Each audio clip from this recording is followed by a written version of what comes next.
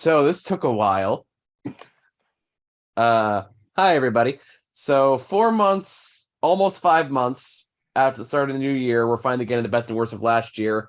Sarah's joining us this time around. So Thank you. this is gonna be a short list because, quite frankly, last year was pretty good, at least from what we saw.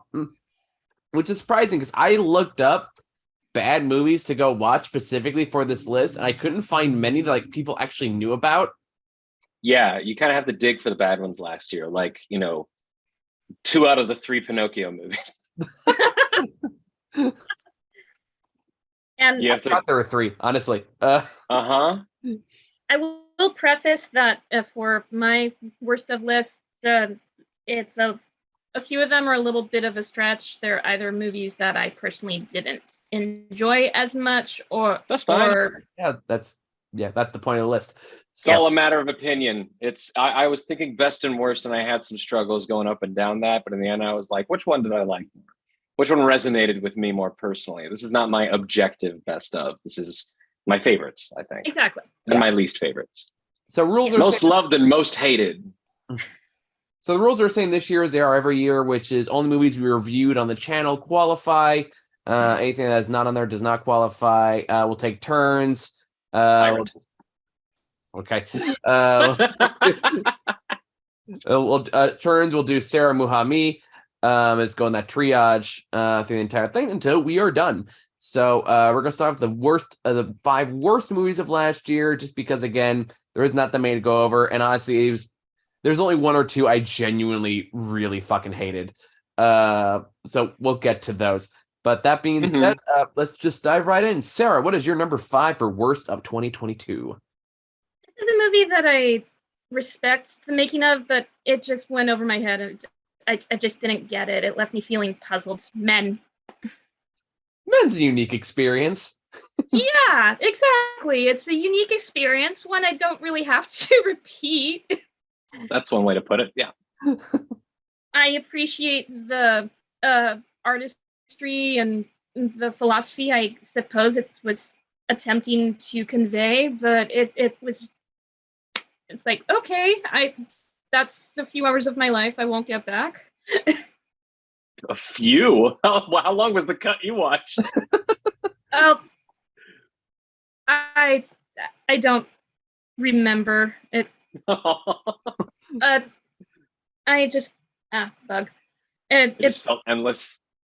Yeah, it felt like, at least to me, that it meandered. It's like, okay, I thought this, with the way it was marketed, that it was going to be a horror thriller, at least at some point, but no, it was slow and it was strange. An experience. It was it's Alex Garland. It's Alex Garland, right? Alex Garland is just weird. So yes, it's definitely weird. It's not terrible. It's just not for me. Mm-hmm. Fair enough. I feel like you had the experience that I had with this movie Annihilation. My director. Aside from an irrational hatred of the way they use the term refraction. I will acknowledge it's 100% irrational, but it still bugs me. You got I just remember you, I just brought the movie up and you immediately got so angry that you started spitting on me as you were yelling about it. And I'm like, dude, what? I'm sorry I missed that. Okay. I remember it's in a review somewhere. It's in a review somewhere. I don't know which one. But I just know recently you brought it up as a joke. You just brought the word refraction. I immediately knew what you were talking about, and I just went, ugh. Well, it's funny.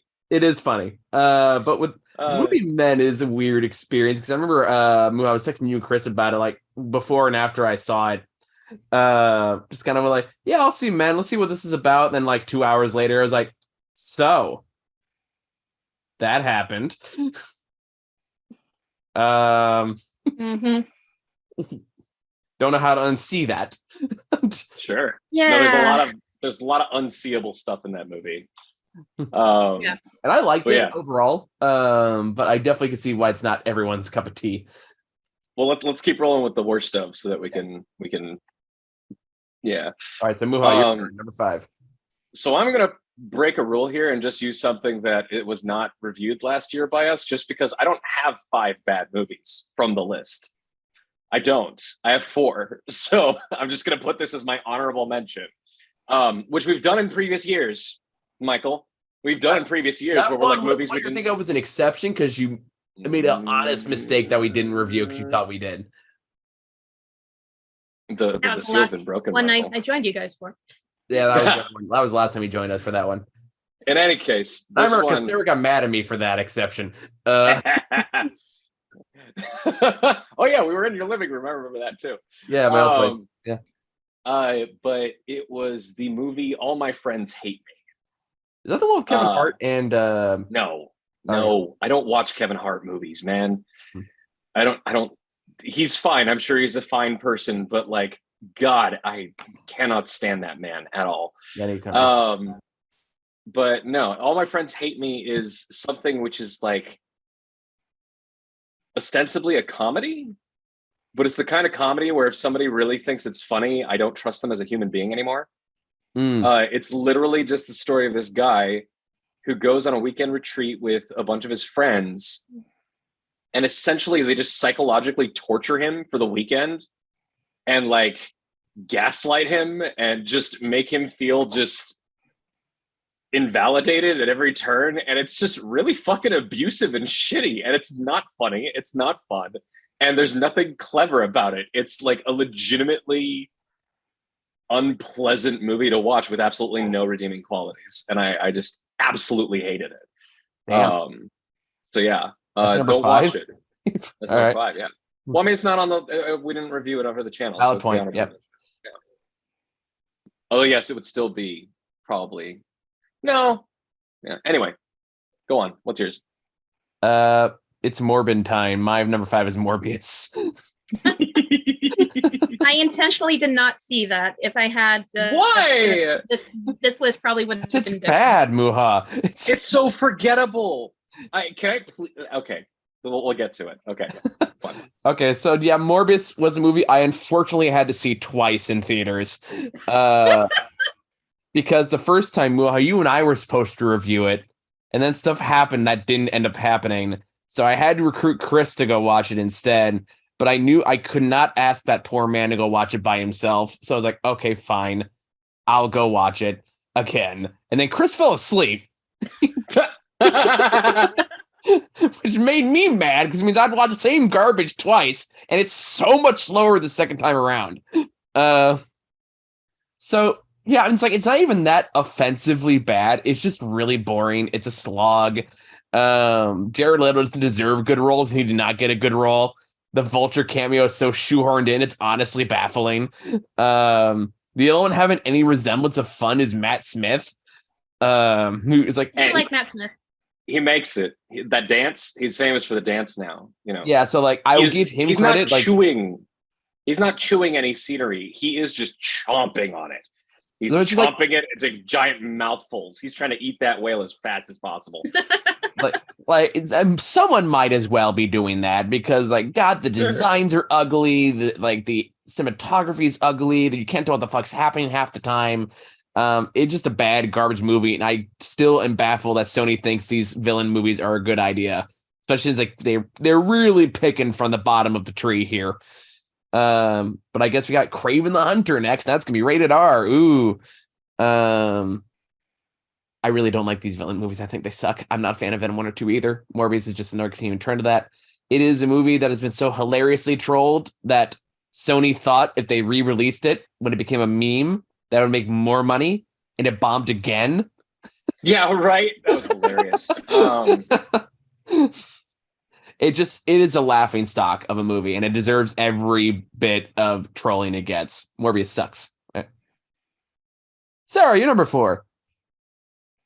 Okay, my number 4 is here primarily because of a bad theater viewing experience that I had watching it, and is that fair? And because I've seen movies like this that I've enjoyed more. The Lost City. It doesn't really need to exist. It just made me want to rewatch Romancing the Stone, and I had middle school brats in my audience who wouldn't shut the hell up the whole damn time. Whenever Daniel Radcliffe was on screen, I heard one of them say, "Oh, it's Harry Potter." I just had a very unpleasant time watching this movie. The actors are fine. The script is meh. It doesn't need to exist. Yeah. Yeah, The Lost City is movie I legitimately forgot about until you just mentioned it. Oh, something's going on over there. I'll be back. Don't worry about me. Okay. So yeah, I remember Daniel Craig was having fun in it, at least, and like there is some decent chemistry between Channing Tatum and Sandra Bullock. thank you, Sandra Bullock. When you say Daniel Craig, do you mean Daniel Radcliffe? I do mean Daniel Radcliffe, yes. Because like I What like a Daniel. weird confusion. I know, right? Can you imagine Daniel Radcliffe as Benoit Blanc? Can you imagine Daniel Radcliffe as James Bond? Can you imagine Daniel Craig as Harry Potter? Can you imagine Daniel Craig as Weird Al Yankovic? Yes. Oh, I would love to see that so much. I would love to see that movie. All these movies sound like bangers. I don't know. I want dweeby Daniel Radcliffe to play James Bond now. That's who they should cast. Yeah, we should just message SNL and be like, hey, listen, have both of them on. Just do this as a fucking experiment for your whole episode. Just like have each sketch just be this. It'll be great. I promise. Because if they don't see the genius of it, Lorne Michaels is finally fully past like any ability to do anything. Because I can still totally see Daniel Craig kind of killing it as Benoit Blanc, honestly. Yeah. He is Benoit Blanc, and he does kill it. Daniel Radcliffe, god damn it! You mix them up in the switching process. I did. But yeah, The Lost City, pretty forgettable movie overall. Daniel Radcliffe's the only part I really remember from it. Muhar, you're number 4. Number 4 on my list is Black Adam. Oh my God. That should have been my list. I don't know why I didn't put it on. Wait, Black Adam came out this year. Why is it not on? No, it came out in November, dude. Did it really? Yeah, it came out in 2022. Yeah, it's that if you want to edit your picks. Do I want to edit anything? Just no, I'm gonna keep it as is right now. I'm gonna keep it as is right now. It's like Black Adam should be on there, but you forgot, so it's fine. Make that. I'm gonna put that like I'm gonna tie that retroactively with Morbius. Sure, yeah.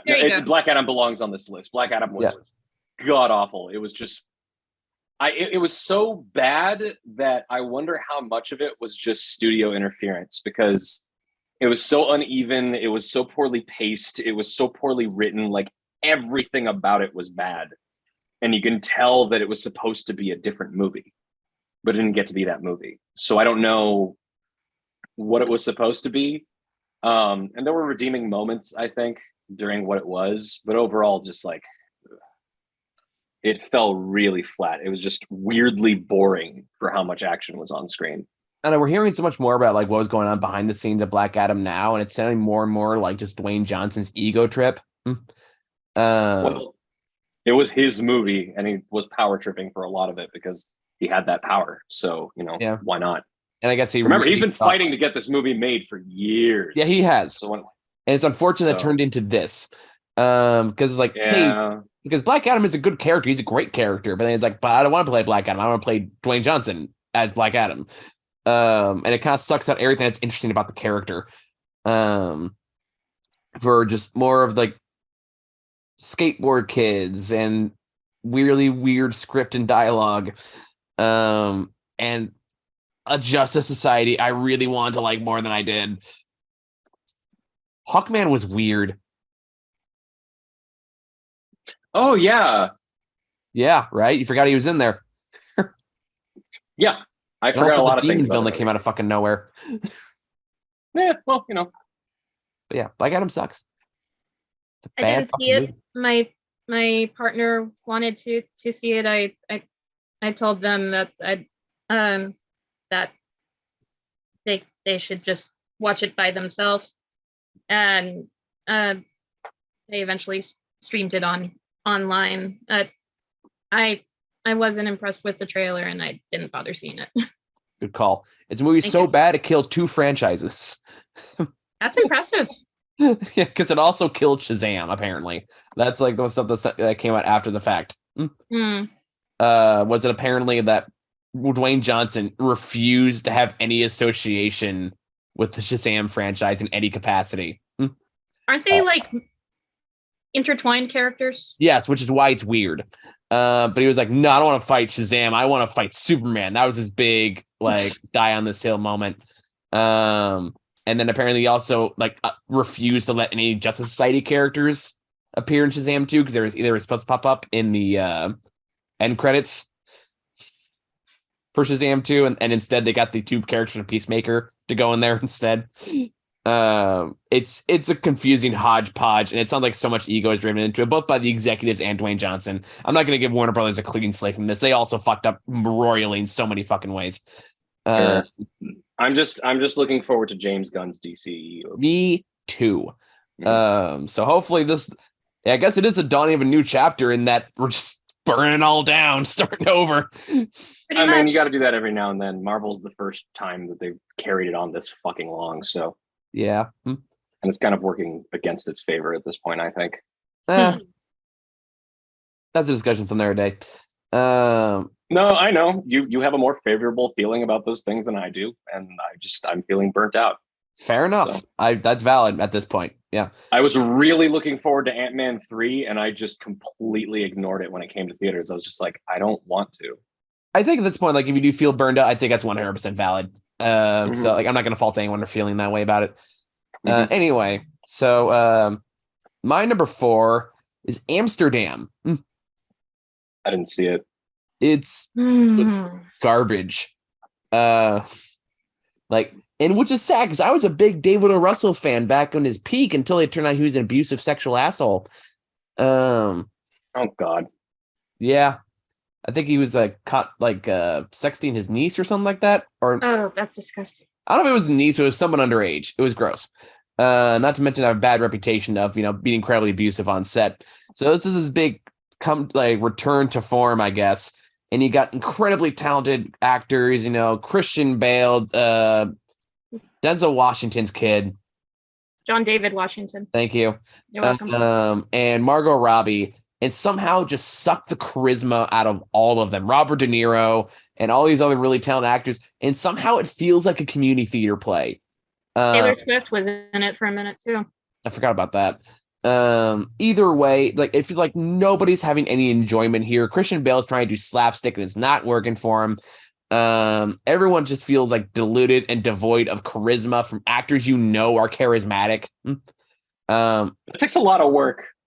Yeah, so that's what's like it can't be the actor's fault because you have to try to be this get this out of these actors. This was a choice for some reason to go with this weird methodical pace and somehow be so lifeless and stilted. And it's so baffling because especially like David O. Russell is known for like his more like bombastic, like expressive character scenes. And here it seems like a community play written by like barely actable college students. It's honestly embarrassing how bad this movie is from a once glorified director. How low the mighty have fallen, and fuck that guy. That's Amsterdam. Sarah, you're number 3. This is where I might lose you and some viewers. Doctor Strange and the Multiverse of Madness. I did not like this script. It needed more work. It needed not this. I like Sam Raimi. I like The Evil Dead. It's always funny when he makes Bruce Campbell beat himself up on screen, but as a cohesive multiverse fantastical story, it did not work for me. Act 1, let's go after a MacGuffin that we're not going to find and going to end up not using. Act 2, this character that we spent an entire miniseries developing, she's turned evil now. and she's like the Terminator. She's just going to kill everything in her path. It is this, and for a multiverse of madness, for a title like that, we hardly see any multiverse. I really liked the first Doctor Strange movie. It's one of my favorite MCU installments, and this is just shit by comparison. It is a script that needed to be rewritten at least 3 or 4 more drafts. I don't know what happened, but it did not work for me. Studio interference. Uh-huh. I thought it was Every MCU, well, it could have been better though. And been every better, MCU sure. entry that has been, every Disney-led entry that has been like, had really intense, good creative talent behind it, especially in the first couple phases. Solo comes to mind. Ended up being just fucked to all hell because Disney wanted more control. The first Ant-Man too. First Ant-Man was meant to be under the control of not the people that it was under, and what came out is one of my favorite entries in the first 3 phases, but it was going to be something much more interesting, and Disney made sure that it wasn't, and they've done that repeatedly, and this is no exception from what I hear. I will be curious to see what changes between Chapek and Iger again. I'm not saying who's to blame here. I'm just curious if there will be a noticeable change. I don't know. We'll see. I know that I'm in a minority for not liking this installment. You're allowed not to like it, like as much as the masses, but it had such potential, and they dropped so many balls and so many storylines, and it just doesn't work, at least not for me. So I'll toss this your way though. Do you like Spider-Man 3? Not as a good movie, but as a movie you enjoy. The No Way Home? No, the original. No. Spider-Man 3. I haven't seen it. Oh, that's the litmus test. So Spider-Man 3, when it came out. I know about it. I've seen clips from it and video essays about it. Okay, so you know how it got all fucked up. Yeah, apparently Sam Raimi had a whole other vision and other characters and plot lines he wanted to. And the studio came in and forced him to do something he didn't want to do. So what he did instead was just made it a Sam Raimi movie, and like did what they wanted, but just decided to make it his own thing and have a fun time with it. So while it wasn't what I wanted out of Spider-Man 3, once I got over that, I just embraced the Raimi-ness of it, and that's really what I got out of. That's what I got out of Multiverse Madness. That's fair. It's not the movie I wanted, but it's such a Sam Raimi movie, and like it is a Sam Raimi movie. It's just in my the music opinion, note battle. The music note battle. The music note battle was cool. Yeah, he was just fucking around. So like, I don't think it's good. I'm not saying you're wrong. Okay, I'm not. It's I'm just not not arguing a good Doctor Strange or a good multiverse movie. No, I get what you mean. What I'm saying, but I do concede it's a Sam Raimi film. It's very much a Sam Raimi film. And as a longtime Sam Raimi fan, I just enjoyed it on that front. Like the other fronts, yeah, sure, but I can find my way to it in my own little way. So yeah. All right, Muha, you're number 3. Number 3 for me was Morbius. Okay. Proceed. Because I'll read to you my Letterboxd review for Morbius. I've been waiting to watch this since it came out, and it's finally on Netflix. And I watched the whole thing 2 days ago and completely forgot to log it until someone mentioned it online just now, and I thought I should see that. And then, oh shit, I just did. And if that doesn't tell you everything you need to know, then I can't help you. Accurate. I feel like that's the most succinct statement about the movie that I can make. It has its weird little charms, but it wasn't bad enough to be fun. No. It wasn't as fun as Venom was. Like repeat watchings won't make it as enjoyable to me as Venom eventually became. Keyword being eventually. And yeah, no, first time I watched Venom, I'm like, oh, this is forgettable. And then I watched Morbius and I'm like, this is more forgettable. And the second time I watched Venom, I'm like, okay, this is just kind of stupid and fun. And the second time I watched Morbius, because someone just had it on the background, I'm like, wow. Like I'm watching parts of the movie and I'm like, I didn't forget anything. It just has nothing there. That's probably somebody had Morbius on in the background. It's My a good background movie. DM said something amusing about Venom is that if you view it through the lens of a romantic comedy because Venom is in love with Eddie Brock, then it's hilarious. Exactly. It's a bromance. Yes. And in the second movie, they're living together, and it's Yes. not working out so well. But they have to figure out their problems, and Yes. it's cute. It's funny. I just what was it? What was it? Pile of bodies, pile of heads. I still fucking hate that movie. You're not gonna get me to like it. I love it so much. It's okay, Michael. You can like the wrong things sometimes. But yeah, that's more. Okay, what's your number 3? My number 3 is a movie you all probably forgot came out last year. My number 3 is Firestarter, I avoided it. which is the Stephen King remake about a little girl who can start fires that for some reason has Zac Efron in it. Is it Zac Efron? Yeah, it's Zac Efron. And I put this on number 3 largely because like it's another one of those. It's not even bad enough to be like funny or memorable or anger inducing anyway. It's just painfully forgettable. And it just kind of ends. That was another one I saw with Chris, and we watched the review of it. We're both struggling to figure out what to say about it, just because there's just nothing to talk about. It is so bland. It is so nothing. And is by the time it's over, you're kind of like, oh, that was it.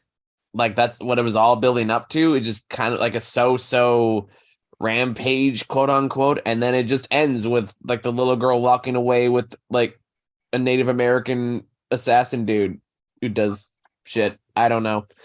That's honestly all I remember about it. Like that. Sounds like it's more than most people.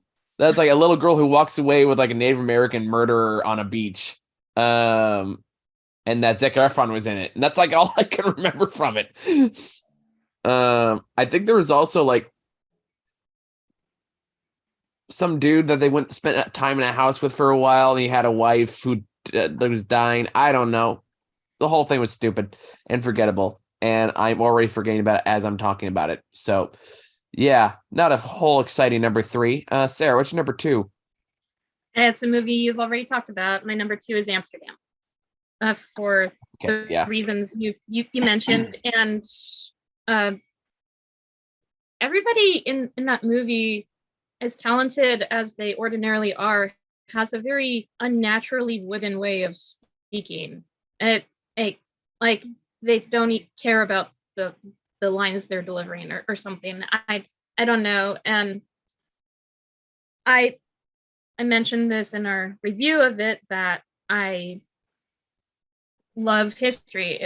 It was one of my favorite subjects in school. If I didn't major in radio, TV, film, I would have probably been a history major. And it takes this lesser told part of American history, and which should be fascinating, and it makes it boring as fuck. And it's like, why do I care about this or these people? Why am I watching them meander around? It's not good. It's a waste of talent. It's a waste of budget, and it's a waste of time. Yeah, pretty much. I mean, like, and granted, like boiling up to a message of like, hey, remember that Nazis are bad? I feel like you all need a reminder that Nazis are bad. It's not a bad reason to make your movie. Hey, spoilers. You didn't watch it? Were you actually going to watch Amsterdam? First off, no. Second off, it's not a spoiler that Nazis suck. I played Wolfenstein my whole life. It's all good. Okay. But either way, like, okay, I get why this movie was made with that in mind. Like, yeah, we should maybe you all need a reminder that we shouldn't deal with Nazis. For some reason, we need to have this discussion again. But yeah, it's boring. It's somehow just I don't understand how this movie exists, let alone that it's as bad as it is. Such a waste of Especially money. from such talented people involved. All right, Muha, what's your number 2? Heavy sigh. My number 2, I'm so sad to put it on this list, is Uncharted. That almost made my list. But It didn't? it didn't make my list just because it wasn't as forgettable as the other ones on this list. Okay. Well, Uncharted is a movie we've been waiting for a very long time. Yeah. And it basically like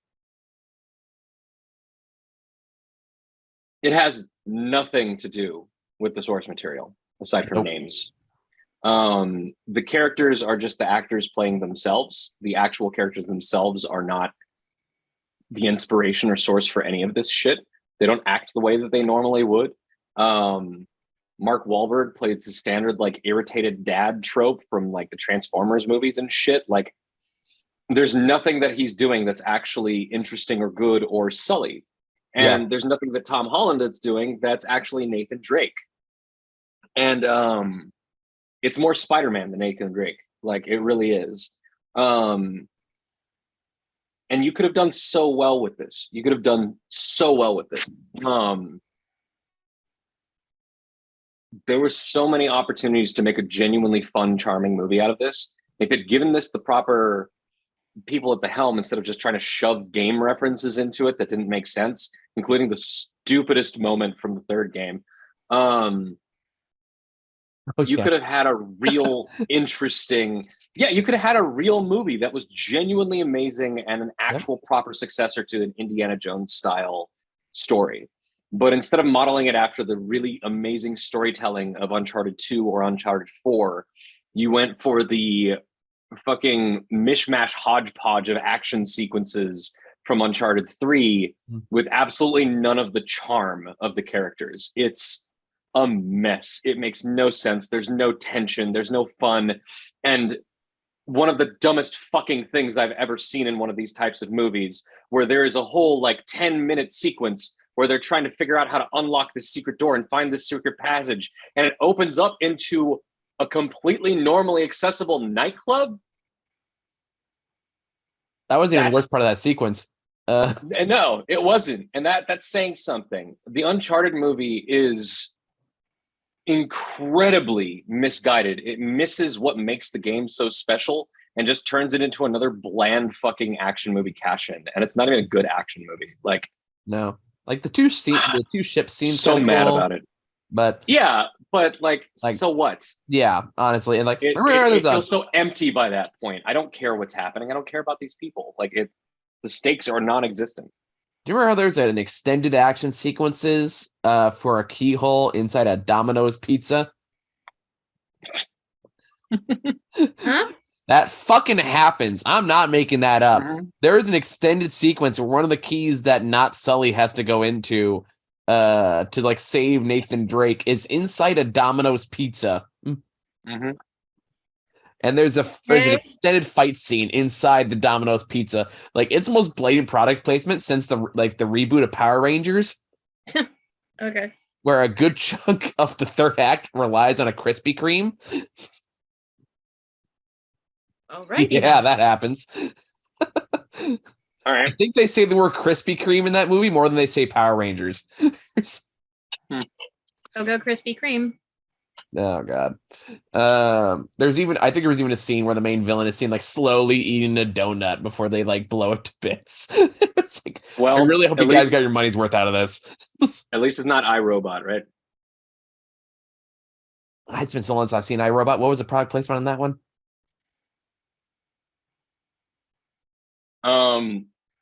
In the first opening sequence where Will Smith is getting ready for his day, there's like a placement for Coke Reebok, a watch brand, like 5 or 6 in a row, just rapid fire. It's so obvious. It's ridiculous. God, I haven't seen iRobot in fucking years.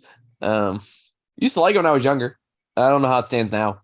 But To be fair, we're all dumber when we're younger. fair. Less educated. Yeah, my number 2 is Easter Sunday. Oh, I didn't want to watch that. I don't like Joe Coy. I don't like Joy Coy either, and this one actually got me a bit in trouble with the Filipino community. Because I just not a fan of this movie at all. I think the way like it presents family dynamics is like such a toxic, borderline abusive way of saying this is how you should treat family people. That apparently is big in Filipino culture to do it this way. So that got me some fun comments. And I don't want to judge cultures, and I'm definitely not trying to do that because God knows I'm woefully ignorant how other people do that stuff.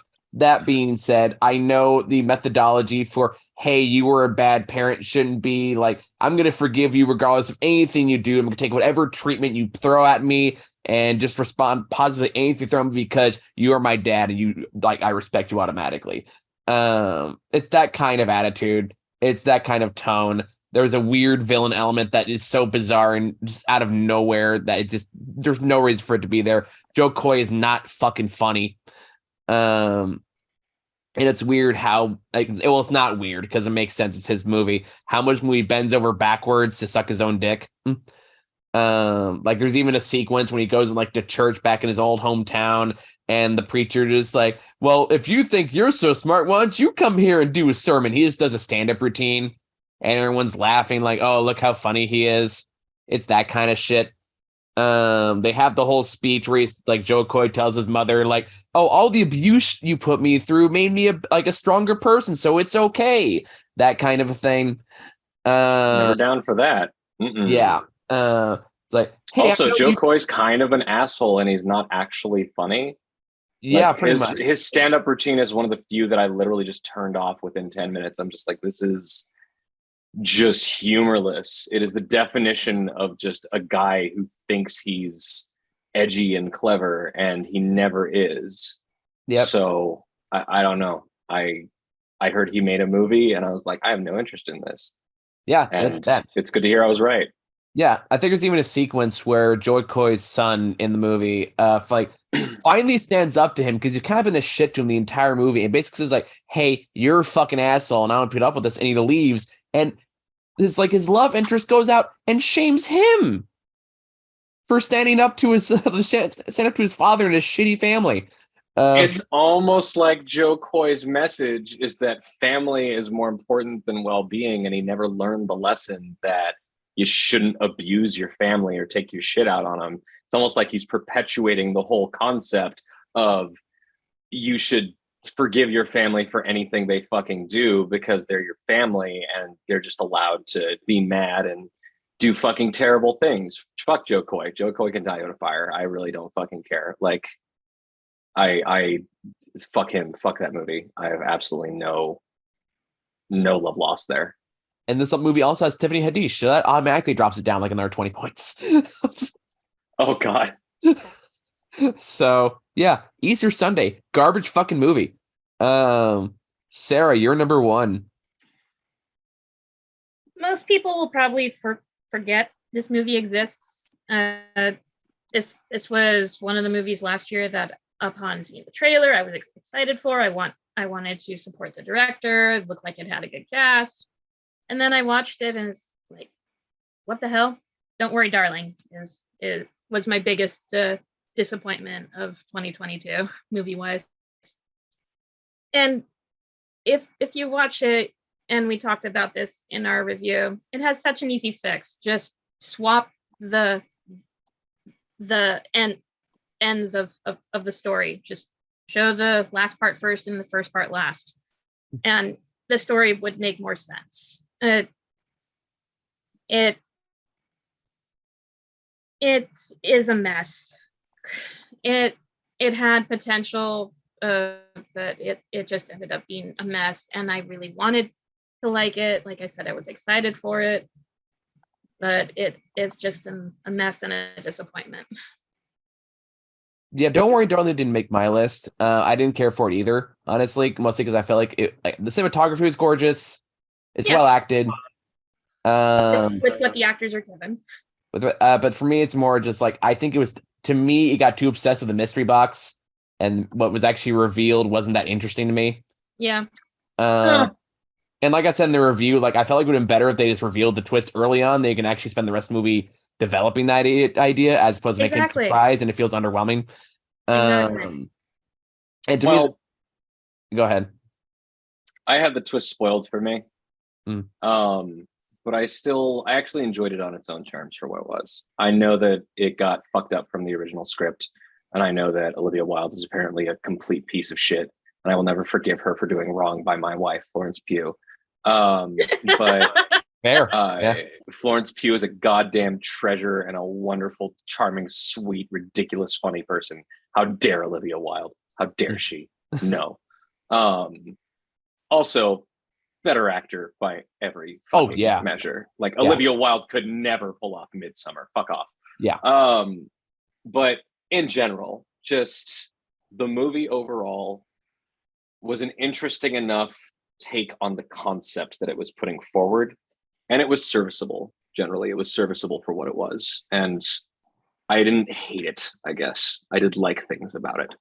I liked things about it, but it's my number one because I was so disappointed in the outcome. And you were hyped up. Yes, I was hyped up. I was excited. I thought the trailer made it look really cool and interesting, and then this is what I got.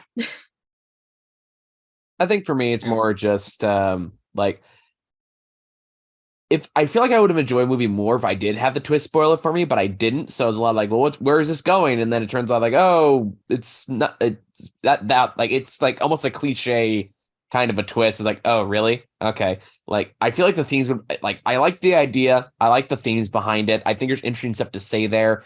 I think it just got muddled in a package that was like that just did not pay off what was promised, or at least what was seen. To quote my previous self, it didn't work for me.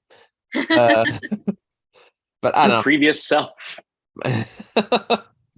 Michael, it was a few minutes ago. You could just say the quote what I said before. Like, come on, man. Whatever. What's done is done. A lot of it feels like after a certain point, it feels like just a bunch of trippy sequences with no rhyme or reason necessarily. It's kind of feel like trippy for its own sake. Which like they're cool visuals, they're neat to look at. It just like didn't feel like it had any thematic resonance. So I mean, I disagree with that, but fair enough. But either way, yeah, I didn't hate that. I didn't like it. It didn't make my worst list, but yeah, wasn't one of my favorites either. Muha, you're number one.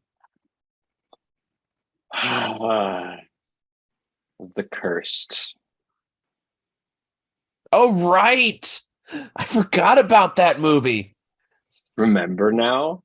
I remember it, but I don't remember it was bad enough to put on the worst list. It was frustrating, dude. It was one of those that was so frustrating it made me angry. Where it promised this thing and it was trying to maintain this tone and it didn't follow through on any of it.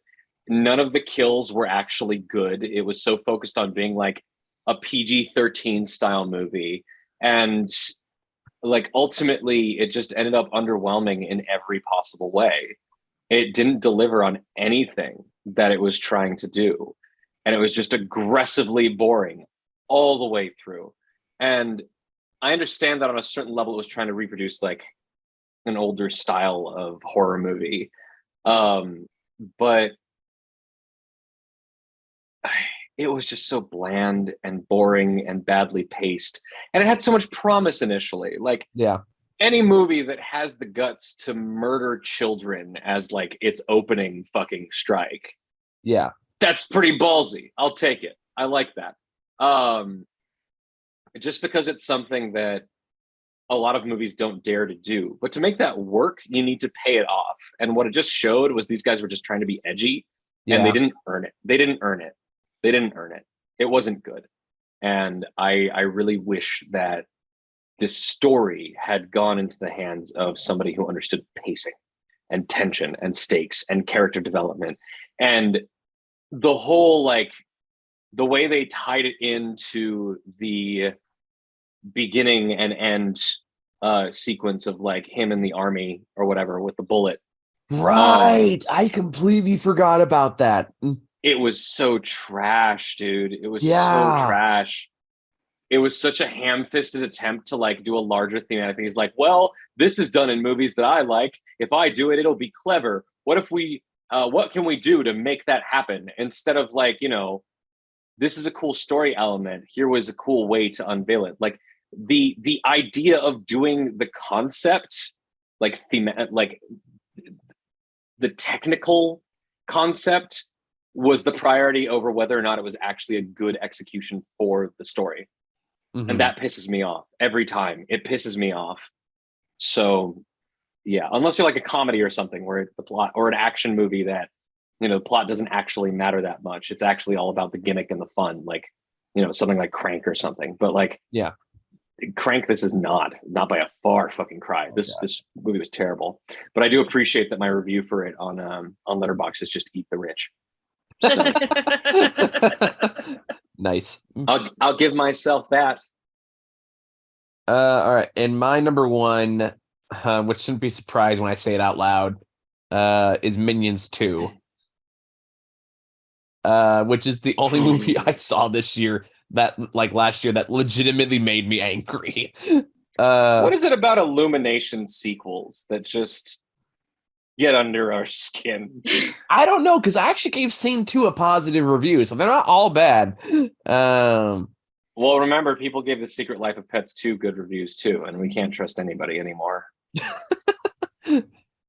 Yeah, that's I try to forget that one.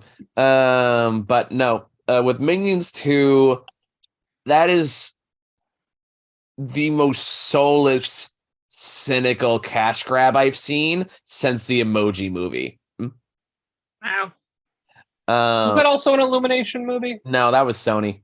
But thanks to, at least with the Emoji Movie, that got us Get Out in a weird way. You know the story behind that, right?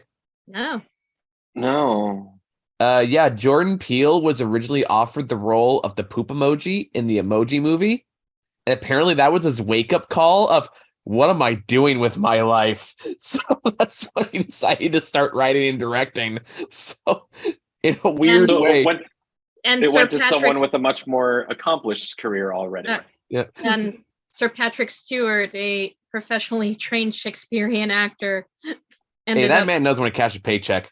Yeah. Well, here's the thing. Playing the poop emoji is definitely the kind of move you should make way later in your career when you don't give a fuck anymore, rather than earlier in your career when you're still potentially being typecast.